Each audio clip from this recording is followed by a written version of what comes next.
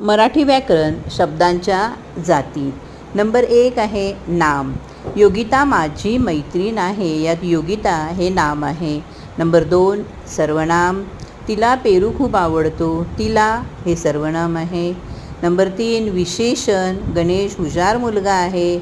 हुशार हे विशेषण आहे. नंबर 4 क्रियापद. मी आंबा खातो. यात खातो हे क्रियापद आहे. उभयान्वयव्यय. नंबर 5 राम आणि सीता वनवासात गेली. यामध्ये आणि हे उभयान्वयी अव्यय आहे. नंबर 6 शब्दयोगी अव्यय.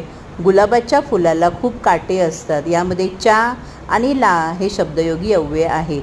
नंबर 7 क्रियाविशेषण अव्यय. रस्त्याने चालताना सावकाश चालावे. याच्यामध्ये सावकाश हे क्रियाविशेषण अव्यय आहे.